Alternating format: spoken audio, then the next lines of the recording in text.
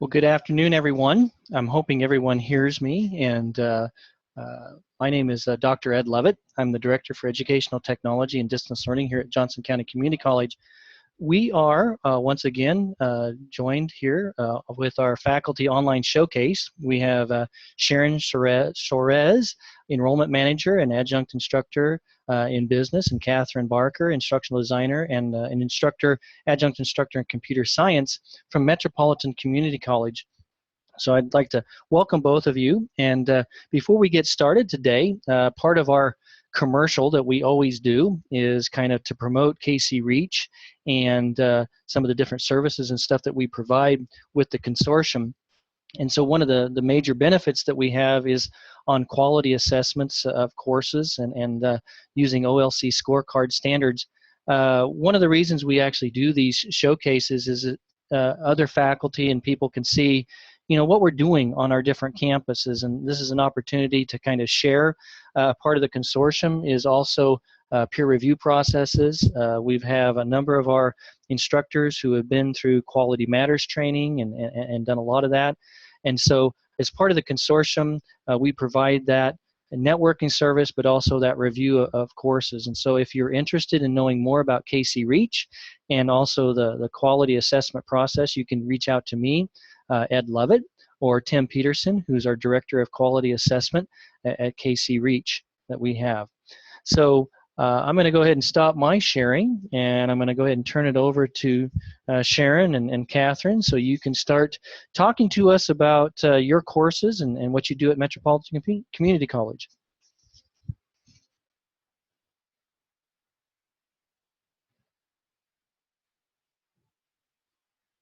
Okay, hi everyone. I am Sharon Suarez. I am the Enrollment Manager for Distance Education here at Metropolitan Community College, as well as an adjunct professor for our freshman orientation course, and then as well as business courses. And we recently did a transition in our freshman orientation course, and so we're going to talk about that and some of the things that we have gone through. And Catherine. Hi, I'm Catherine Barker. I'm an instructional designer here in distance education, and Sharon and I collaborated very closely on the redesign of the College 100. So that's what we're going to be presenting today.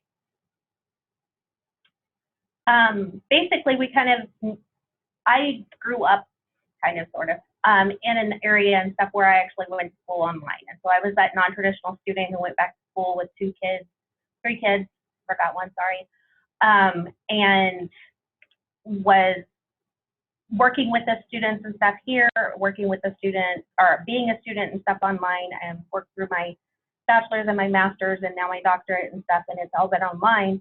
And so I had this passion for helping out these students. And so we kind of changed the idea of what a traditional and non-traditional student would be. A non-traditional student to me is somebody who's not taking the normal pathway. It's not necessarily somebody who's 24 and over or 27 and over or any of that. A lot of our students now, they've got full-time jobs and they've got kids already, and they just have too much on their plate to be able to actually attend a class and stuff on campus. And so we also looked at some of the statistics from our course that we originally created. The original course was a on-ground class that had just been converted over to the online class. And so with that, then a lot of it was referring to our high school students. A lot of it was referring to other things that would be come to campus and do this and that at campus. And so a lot of the students were kind of feeling like it really wasn't a course that was made for them. We also had some very low success rates in it. Overall, the DFW rate was around 50 to 70%. And so anybody who teaches a class of 50 to 70% and on a continual basis too, then you understand the need for change. And so that's when we kind of started looking at the class and trying to see what needed to be changed.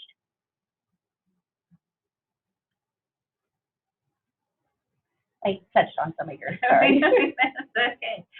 Yes, because the class was originally designed for face-to-face instruction, and normally we would not transition a class from an on-ground shell directly online, but there were just a series of staff changes and personnel changes and some time constraints so that it got moved online, and it wasn't really an optimal experience for the students. So they had a significant workload because discussions that they would normally do in class in the face-to-face environment, when they got moved to written assignments. And so for a 1 credit hour class, students were really feeling burdened with the amount of writing that they had to do. And then the instructors who were teaching that class had a heavy grading load when they had to go in and grade all these written assignments that the students were submitting.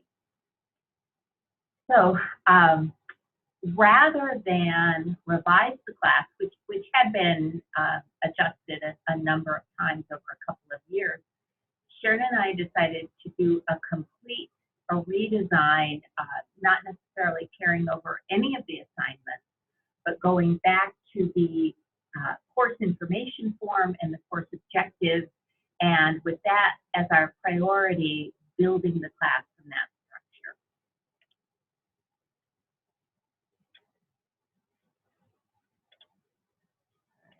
Get this.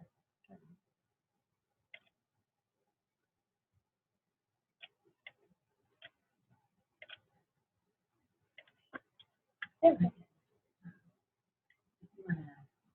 I think it's sharing the screen.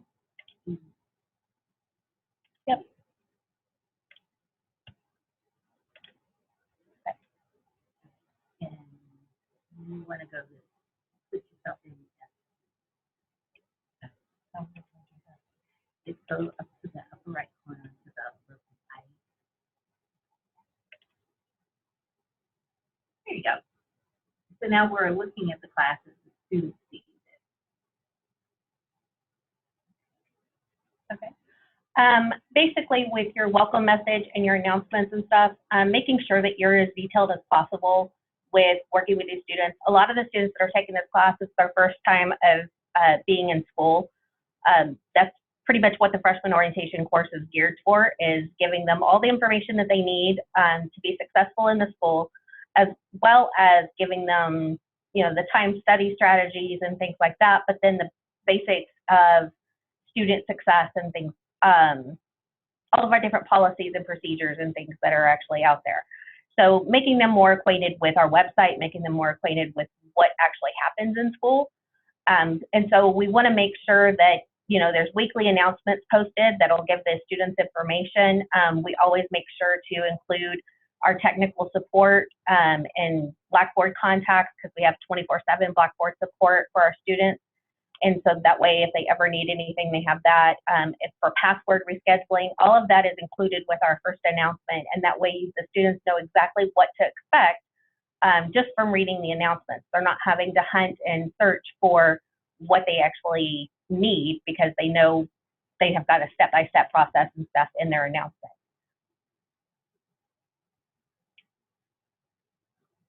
And in the announcements, the very first thing we direct them to do is go to the syllabus and schedule. So Sharon, let's take a look at that syllabus and schedule. This is not necessarily the standard syllabus presentation is to include a comic in there, but because this may be the first time students have experienced a syllabus that actually is hewn to in the class, and that is their guidebook and policies for the class, wanted to kind of get their attention and reinforce the importance for them to actually read the syllabus and print out a copy. So the way that we have this set up is a Blackboard learning module, and they have to go through it in pages. And when Sharon clicks the College 100 syllabus link, you'll see the very first page. This is a standard format that we use for all of the distance education courses. This structure is also available in the syllabi that are on the MCC website. So if students want to look at a syllabus prior to taking the class, they can go there and they will see very much the same thing as we have presented here. So everything's the same information in the same order.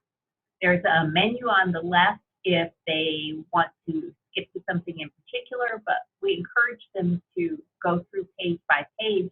And then the last page in the module is a printable version of the syllabus.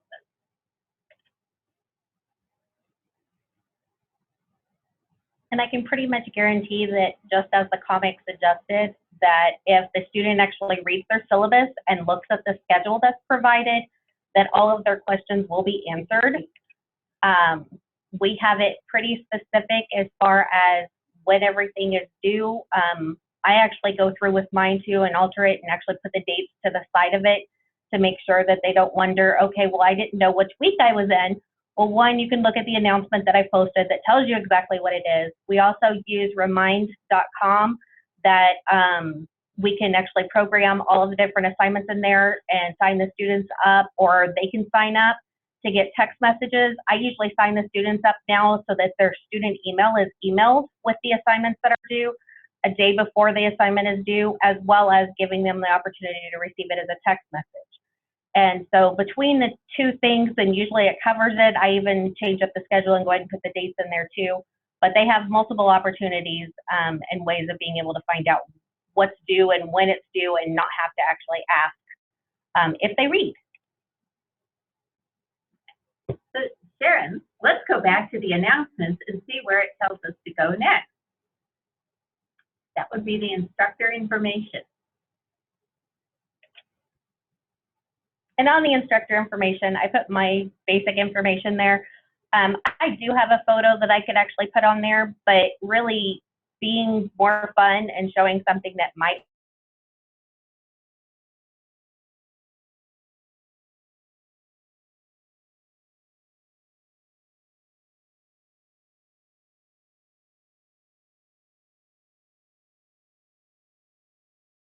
use the remind.com, you can actually use that as a telephone or as a text messaging back and forth, and you can have office hours on there to where they can only send you those messages during your office hours. And so it's actually kind of evolved over time and been a lot more useful and stuff for something too. Google also has a way of being able to give you a virtual telephone number that will ring to whatever phone you want it to be on. So if you don't want to give out your personal number to somebody, you can always get a phone number some other way and be able to give out that number so that students can still reach you. It's important as an online student to be able to actually get a hold of the instructor whenever they need help, not whenever it's convenient for the instructor. And so as much as you can be available and be able to be communicated with, then it will definitely help out the students. Okay. I think it's going to tell us to go to getting started and key information. And so on our key information site, it's going to give some of the basic navigation information. We've got our student resources and being a successful online student. This was a collaboration between Catherine and Joel and I, and we made sure basically and stuff, it was done in which program? Storyline. Storyline. Articulate Storyline 2. Yeah.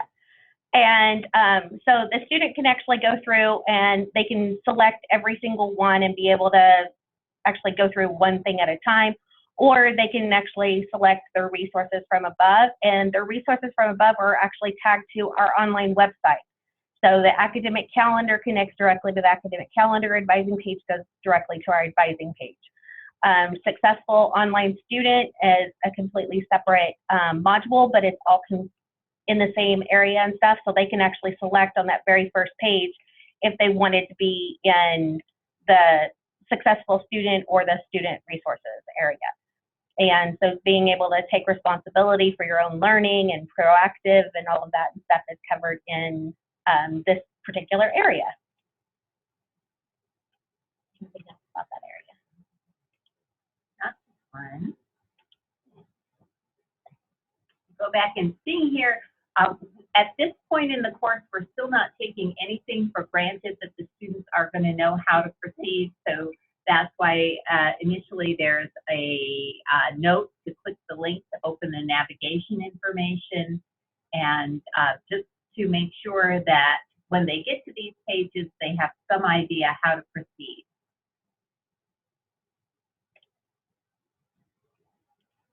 And we've developed a pre-test and a post-test for our College 100 students.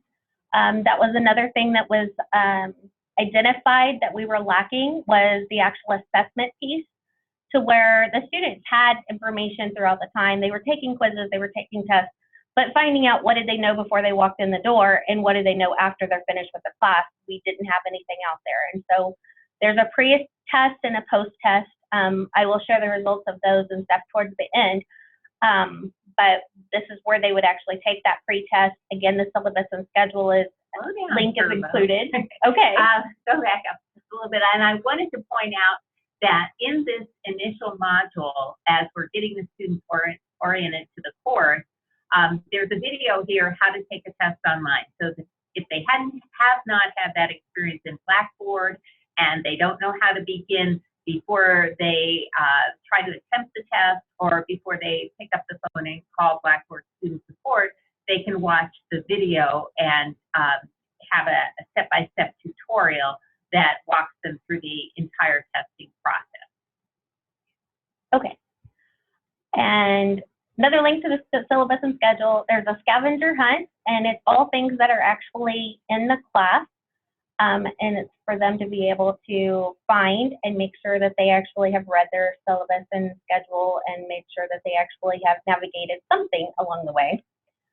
And this is one of the many assessments that are set up so that they can take it multiple times, because in this class, we're very much focused on them understanding the information that's being presented, or being able to recall, because a lot of these are just very low level objectives, where do you know how to get advising? Do you know where to go for tutoring? And so the objective is, can you do this? Do you understand these concepts that we're presenting? And so you don't necessarily have to get it the first time. If you want to go back and look it up and take it again and continue to raise your score, that is encouraged in this class. And then they have an assignment calendar. One of the assignments that we found was actually most helpful to a student was starting with your end goal of whatever it is that you've got due, whether it's a paper or a test or whatever it happens to be, and then backtracking. When do you need to start writing that paper? Do you need to submit it to Smart Thinking or some other type of tutoring service? Do you need to actually spend time working with other people? And, do you need to get your research? And backtracking to find out exactly when you need to start of working on your different assignments. And so this is one of the assignments that students have actually commented have made a big difference in them, because they've been able to use it not just for this class, but all of their other classes as well. And we are finished with our announcements. And so we go into our coursework. With our coursework, we wanted to make sure that the course was engaging. We've got videos, we've got self-assessment, quizzes after their learning, which is called Check Your Knowledge, and they can take those multiple times. We have the progress survey that checks their progress along the way to see if they are making the progress towards their goals that they're setting, and making the progress towards their grades that they wanted to actually originally make. We've got discussion boards that are embedded throughout the assignments. We have an academic advisor visit that they have to participate in, and they either do that on campus or through our online advisor. And they will make a degree plan, which will usually schedule them out for at least 1 or 2 semesters. There's an instructor email where we email the instructor. Often this class does have a lot of extra credit in it, and so I will typically say, if you can respond to this email in 24 hours, then you'll get this many points. If you respond to it in 48, you get this many points, and I continue to go down until the assignment deadline. And then I'll give them the minimum points and stuff that I've assigned for that email. what it ends up doing is with the email assignment, most of our communication is done through our student email. And if students aren't checking their student email on a regular basis, they're going to miss their financial aid information. They're going to miss their information from the instructor. They're going to miss information on events that are going on in the school. And the more events that they participate in at the school, the more engaged they're going to be and the more likely they are to remain a student with us. And so we want to make sure that we get them trying to check their email on an early basis and often.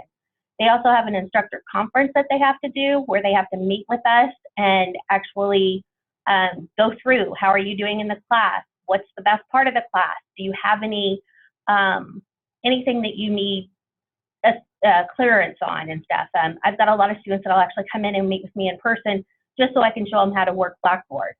And so that helps a little bit to moving them and stuff forward. And then we also have just the basic assignments and stuff that are due in the class as well. And it's geared towards the majority of our Unit 1 is going to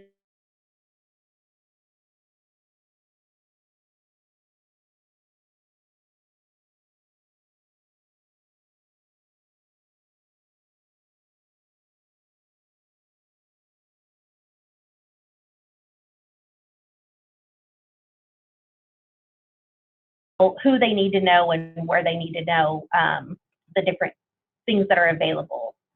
And speaking as a designer here, in setting up this course, it was important to me that we provide a lot of touchstones or milestones for the students to keep them oriented in the course. And that's why in this 8-week class, you see the different weeks noted by each topic. And then under that, it bullet points what's going to be covered, every item that's going to be covered in that particular folder.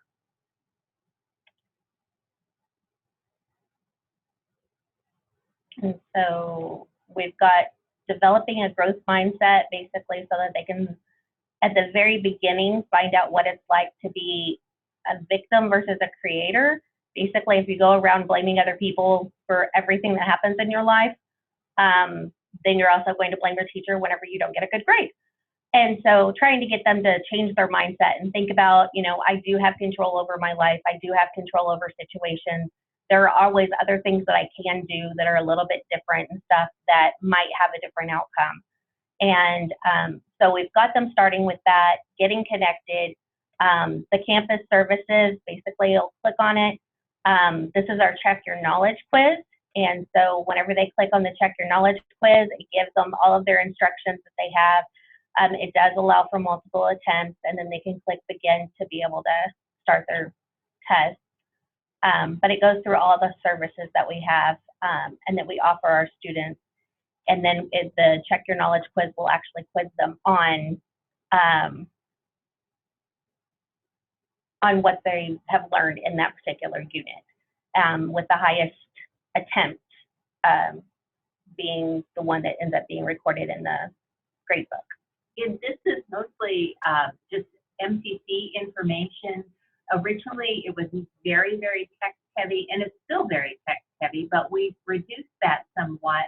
And rather than including comprehensive information about advising or counseling, we have given a brief introduction or overview, and then we link to the campus website where they can get additional information or make contacts there.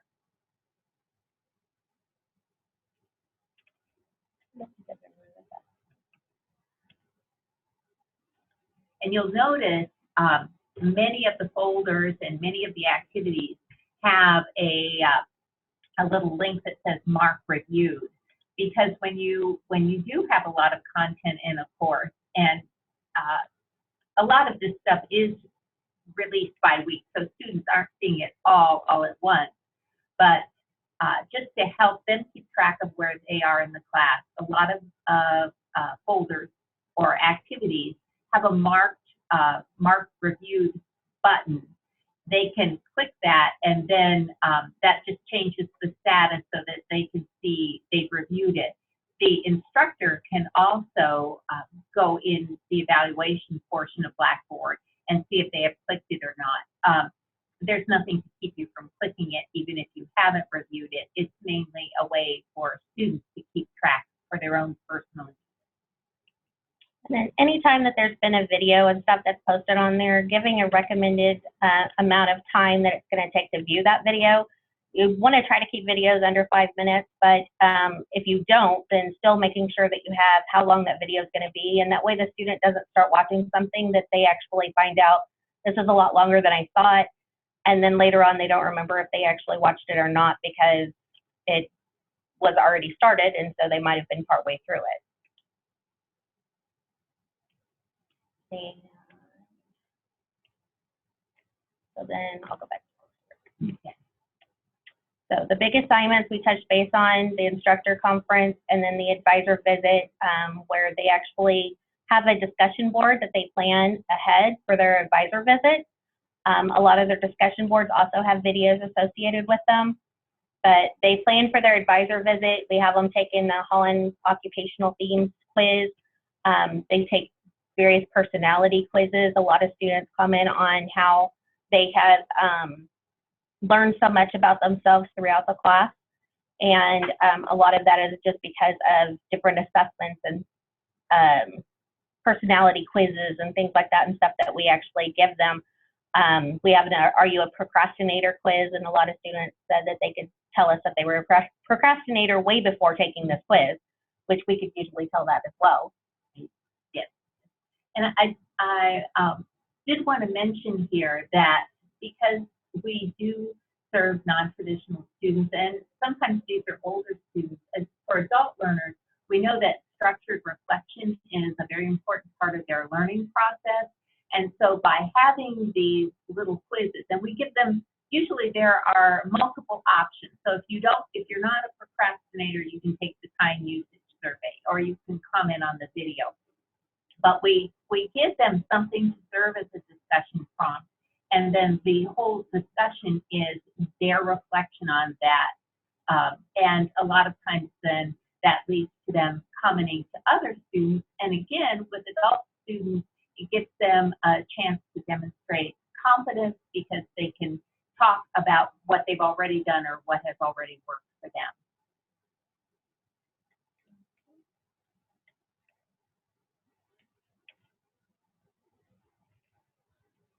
So on our unit 2, we actually go into the strategies for success, and so we individually talk about academic strategies, personal strategies, and then what success at MCC can mean to the student.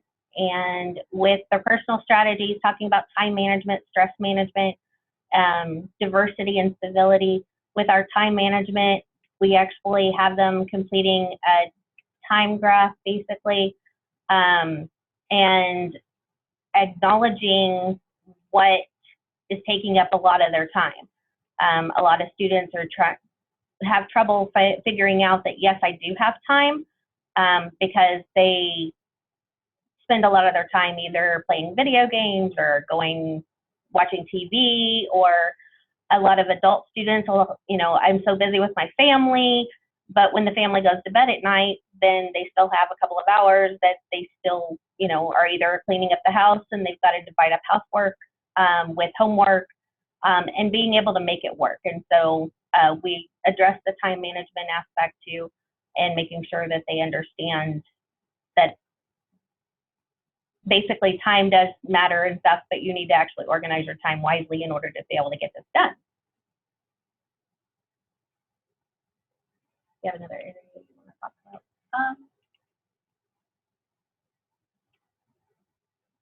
Okay. And so on our big assignments, we have the pre-test and the post-test. And on their pre-test, I can tell you from this semester, actually, we pulled them. The pre-test, the average was 6.5, 5.6, and 7.2. So students knew a little bit about MCC, but really not a lot. This is out of 10. Our 6.5 group went to 7.5. Our 7.2 group went to 8.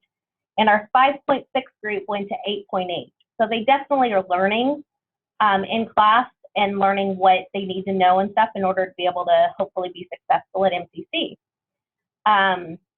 For the final assessment, one of the things that we also wanted to do is be able to gather some qualitative feedback from students on what actually works for them.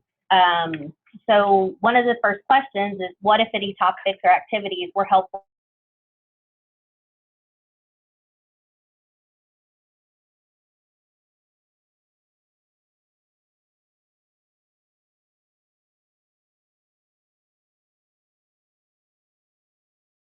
to 250 words? You'd be surprised at how many students ask if that's 250 words for all 4 questions, or if they're supposed to write 250 words each, even though it does say 250 words each. But the students and stuff, they come back with a lot of good information. I found the class very useful. This was my very first online class. When I started this course, I was very unsure of how well I was going to do. It actually was a breeze. Responding to the videos was something I enjoyed the most. The assessment helped me to figure out my strengths and weaknesses. The calendar assignment is an assignment that I will take with me throughout college as my college experience. It helps me to familiarize with what assignments are due, and crossing them off my calendar gives me a sense of completion. A lot of the information given in the course was new to me, and I would not have known it otherwise. The numbers and resources I have written down to have on hand if I need them in the future. I found the videos extremely uplifting and helpful. The videos give you a different perspective on learning and just the right attitude to be a good person and successfully follow your dreams in general. I will always refer back to some of these videos to help me when I am feeling discouraged. I don't have any suggestions for making this class more useful, as I have found it very useful as is. Another student said, as for activities, the one that was most helpful for me was the assignment calendar. By creating a calendar with all my assignments and due dates made it so much easier to keep track of everything and make sure I never had late assignments. And the last student that I have on here, I enjoyed this class very much, honestly. I wish I had taken it my first year of college, which they're all supposed to. I liked all the tests we would take about our personalities, learning styles, and testing abilities. It's always helpful to have more information available to you. Before this class, I had no idea you could take so many different types of tests about life. I think it's good for people to play games and take these kinds of tests, because you do actually use it in everyday life. Also, the discussions help me feel more normal in life. We all have situations we're going through, and I like having these discussions to talk to people about stuff. In most online discussions, it has to be related to the test, but not the class. It was about getting to know one another, which helped me open up more. This class was a lot more useful than I anticipated it to be. I expected just boring, basic work, not something I would actually enjoy doing and not look at as homework.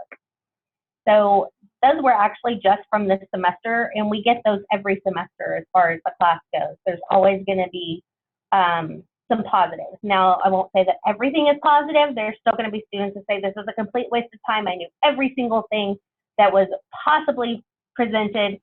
However, I did learn blah, blah, blah, blah, blah, but this was just a complete waste of time. So even people that think it's a waste of time, they managed to pull something out of it. When the course was originally created, we had about 30, 35 educators all get together and talk about what was successful for them in school. What did they need to see at their first week of school or their first semester in school in order for them to be able to have been more successful back then. And so getting that many educators together, we all learn from each other.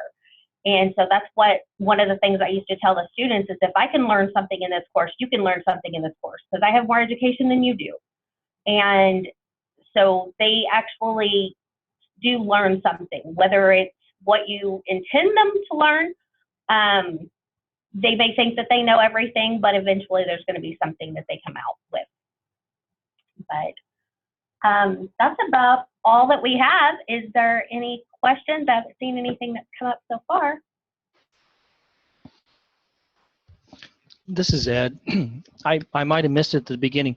Is this an actual credit hour class that students pay for? Yes, it is a 1 credit hour class. There's no book associated with the class at this point if it's taking online. And you offer it in 8 weeks. Do you offer it maybe an early 8-week in each semester, or do you just offer it once each semester? We actually offer it for this semester. We offer it 3 times during the semester. At the very beginning of the semester, we offer it 8 weeks. Change that 4 times. 8 weeks. 4 weeks later, we offer an 8-week session. 4 weeks later, we offer an 8-week session. And then we also have a 16-week session. That way, if students want to take it throughout the entire semester, they can. We try to move things around a little bit to where the advisor visit is coincides with enrollment if we can, to where we don't have the advisor visit a month after enrollment has already begun, and so we might move that one ahead of time. A lot of instructors are trying to pair up or starting to pair up with other classes and trying to make sure that the first tests that are going to be given in that class are going to actually coincide with whenever you're learning how to study for a test in College 100. And so there's a lot of moving that can be done, and because it is module-based for a lot of the assignments, then we're able to kind of move them around a little bit and help the student out by making sure that they get the information in kind of a just-in-time moment. Well, for me, this has been very timely. We're currently having conversations with faculty on what are student expectations. When you take an online class, did you have that anywhere? This is expected, or is it's probably just all throughout the entire course? Well, there is in the syllabus, there are student expectations. And I'm Catherine, I'm also assuming, is there instructor expectations? Yes, there are. Instructors are expected to contact their students through messages or email, but it would be a one-to-one communication periodically throughout the semester, and in an 8-week class, that would be at the end of the first week, at the end of the second week, and then at midterm. And they would, in this communication, they would talk about how the student was doing, if they congratulate them, if they had gotten off to a good start or were doing well. If they were struggling, this would be an intervention to say you are at risk of failing this class. Here's what you need to do. Here's how you can get help to succeed. So they have that. That communication is required. And then we have the instructor conference that happens about halfway through the class. And that can be either through phone, over Skype, in person, or if getting to campus or scheduling a call is a real hindrance, we can do it via email or messages in the class. So yes, there are expectations for communication. We also put our turnaround time, expected turnaround time to have grades. So if you have, once your discussion forum closes, the expectation is that the instructor will have the grades entered within 3 days. If it's a written assignment, and there aren't many in here, but if you were writing a paper, the expectation would be that you would get your feedback within a week. And if you are contacting an instructor with a question, the turnaround time should be 24 hours, no more than 24 hours, unless you are sending a message over the weekend, in which case you should get an answer the next business day. So Sharon and Catherine, I know your email, but is this would this syllabus be something that you would be willing to share with people that are online today, or something that maybe you could send us as an attachment? Is that possible? Yes, as Sharon just commented, these are accessible on our website. If you, at mcckc.edu, go to the online course section.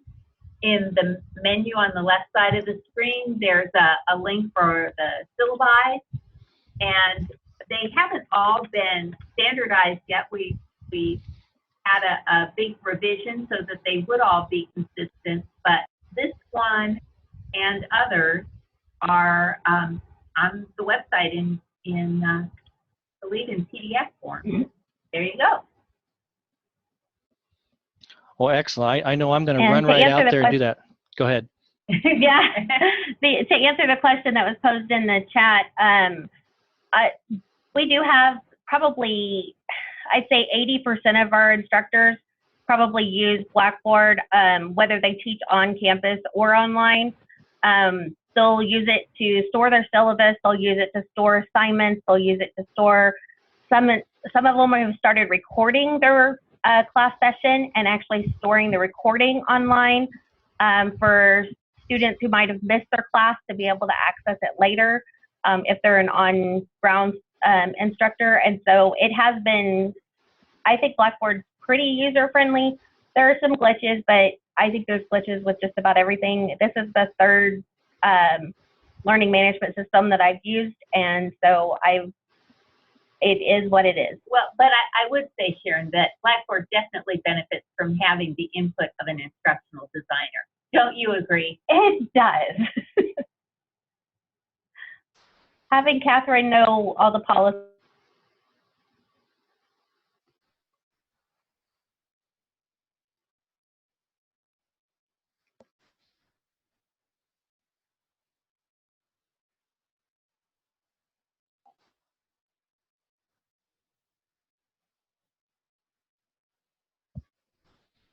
just get something out there. Well, I think I lost connection just a second, but this has been very excellent presentation, ladies. I really appreciate you sharing your class today and you know, your approach to that in the online environment. Is there any other questions? I'm kind of looking at the chat. I saw that we did have one question. Any other questions anyone would like to ask today?